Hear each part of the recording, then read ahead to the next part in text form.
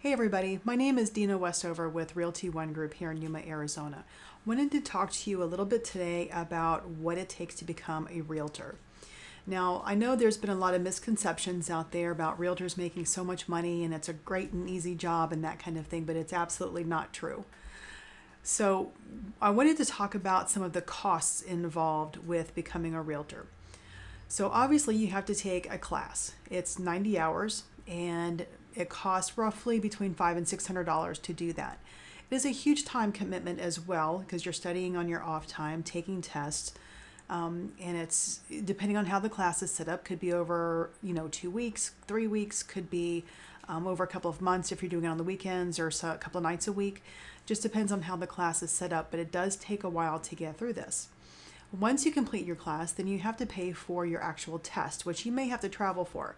When I took mine, I went to Phoenix because we weren't having a testing center here in Yuma for several months.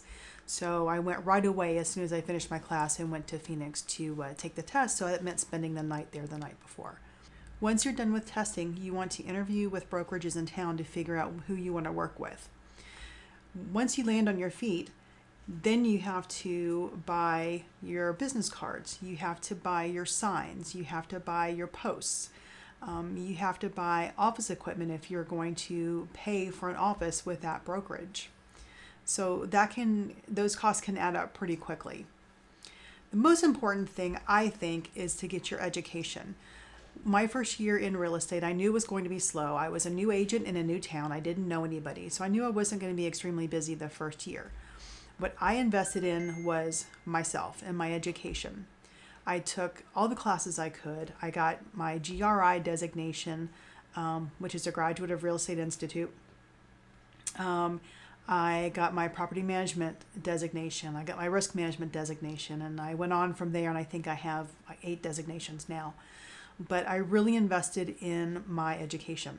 When you get through your real estate class, they don't teach you how to become a realtor. They only teach you to pass the test to become a realtor. You don't know anything. So taking these classes will really keep you out of what I say real estate jail, but really kind of give you an idea of the do's and don'ts and how to run your business and run your business well. There are also the costs of your yearly dues with your MLS, which could run about $500 as well. Then you have quarterly dues, which depending on where you are could be $100 quarterly. Also the cost of your CE classes, your continuing education, in which you need 24 hours every 2 years. So those also cost money. Then you also want to pay for your leads if you're going to buy leads from Zillow or Truly or get them from your broker, depending on where you want to get them from. You're also paying for those, and those can get very expensive very quickly. You also want to have a good database if your company does not provide one.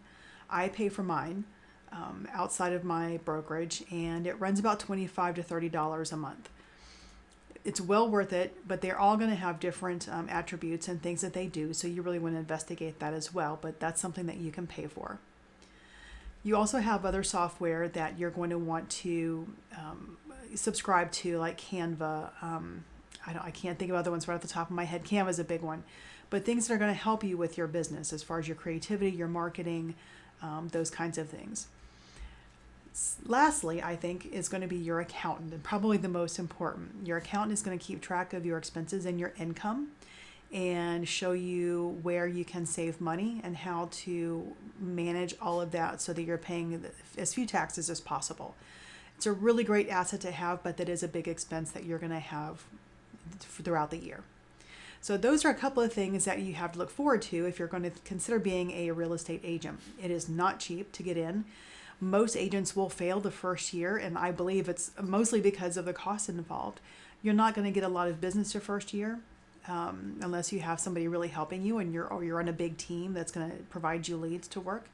So it's a tough business, and if you can make it to 3 years, 4 years, 5 years, you're doing pretty good, and you're probably going to make it. But it is a struggle, and it's not for everybody. Certainly not for the faint of heart. I hope this video gives you some ideas of what you're going to be looking at financially to get into the real estate business. There are a lot of other things you'll have to pay for besides these, but these are the big ones that you're going to have to deal with.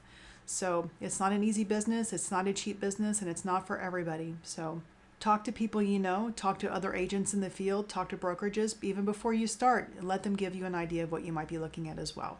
Hopefully this video shines some light on some of the expenses you're going to be looking at if you decide to become a real estate agent.